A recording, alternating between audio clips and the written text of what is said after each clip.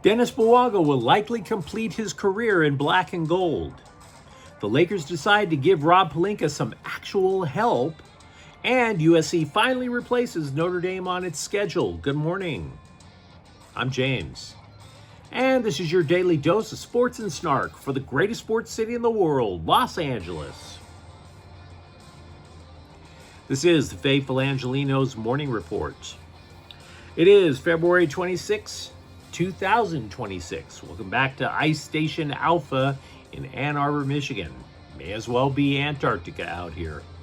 But so be it. We're going to start our day off right by talking about the glory of LA. And if you like being in the know about LA sports, clickety-clack the like button. Clickety-clack the subscribe button. There's a notification bell. Hit that. It'll let you know when we drop an update. Sharing is caring. Let people know we exist. By all means, comment. Now we have a look at the scoreboard before we get to the news. Las Vegas 6, Kings 4. Quentin Byfield scored twice as the Kings returned from the Olympic break. Galaxy 0, Sporting San Miguelito 0. The Galaxy advanced to the round of 16 in CONCACAF Champions Cup after 90 pointless minutes of running around. They're going to face Mount Pleasant of Jamaica in the second round next month, but good grief, guys. 3 matches, 3 draws, 2 goals. The defense seems to be a little steadier. Neato. But Greg Vanny needs to buy a GPS so everybody can find out where the back of the net is. As for today, the Lakers are at Phoenix at 6.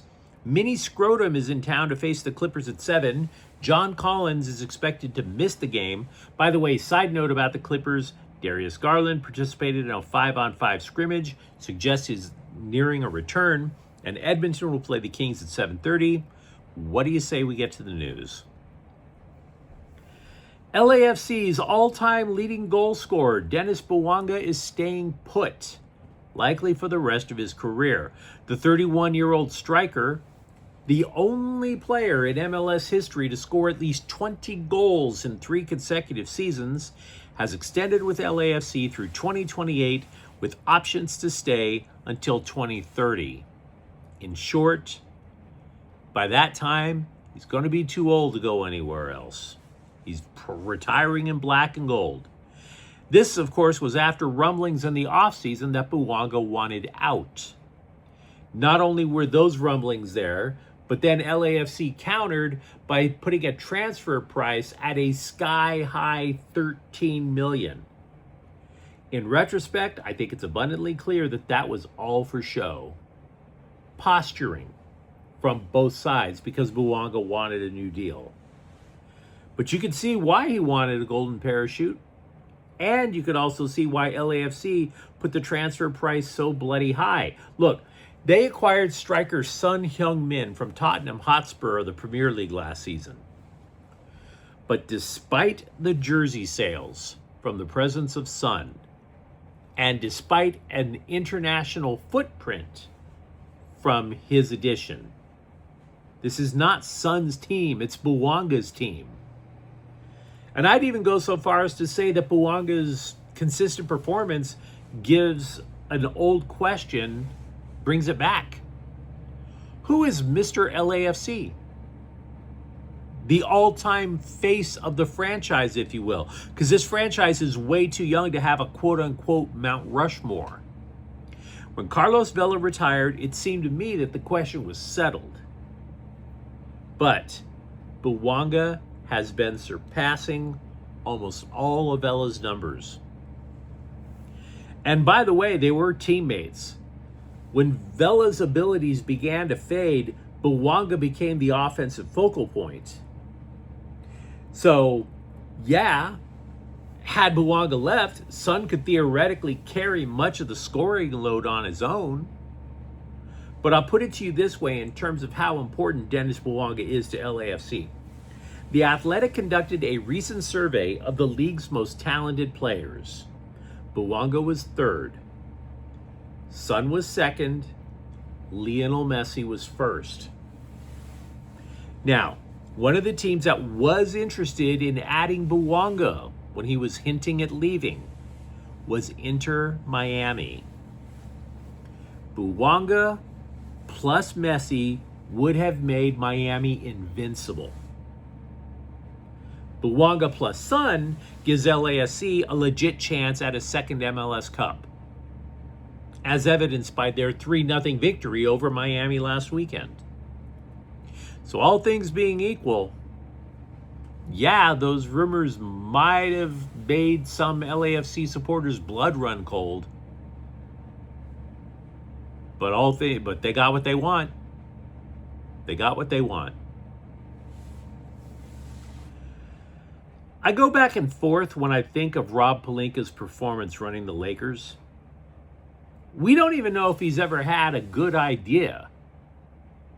If he ever had good ideas, rest assured, Jeannie Buss second-guessed the dude every step of the way.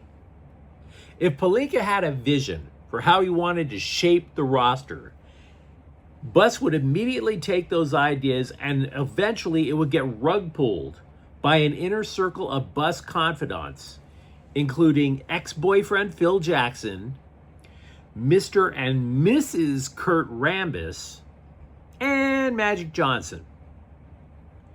How the hell is that supposed to work? Right? This would be like going on one of those dating advice reality shows, only your coaches are Tiger Woods, Tristan Thompson, and Bill Clinton. Every last one of them looking to sabotage you and steal the girl. Even worse, Pelinka was probably given lousy intel to work with because his assistant GM was Jeannie Buss's brother. And they had a scouting department of exactly 4. How jacked up was the Laker war room on draft night? I don't know. If you're a Laker fan, as I am, you could say Austin Reeves all you want. He wasn't drafted. You know who was drafted?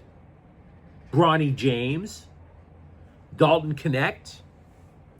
Jalen Hood Schifino is running a Dunkin' Donuts outside of Tucson. If you think about it, the Lakers cared so little about the draft process back in the day that it's easily plausible to say that they looked at the second round and said, you know what, screw it. Maybe this will finally shut LeBron up for a minute if we draft his kid. You know that's plausible. You could literally argue the Lakers simply didn't give a damn. Even now, Pelinka has 2 baseball guys in Dodger execs Andrew Friedman and Farhan Zaidi. But finally, after 10 long years of running the Lakers, Pelinka actually has a basketball guy to work with. Not a baseball guy, not somebody with bus and a fancy title on his business card. Former Virginia coach Tony Bennett will serve as a special draft advisor. Now, Bennett did have success in Virginia, about as much success as you can when you're in the ACC, and you know how often Duke and North Carolina dominate that conference. We do not know if Bennett is coming permanently. We do know he will not be leading the draft room or the scouting department. It might be a one-shot deal for all we know. But finally, Rob Pelinka has a basketball guy who's not looking to sabotage him, that he can bounce ideas off. I don't want to act as if this is as good as keeping the battle for the jeweled shillelagh. I'm not going to make that argument. That'd be ridiculous. But USC has filled the hole in its football schedule with San Jose State on August 29th. Total downgrade. We face reality on this channel.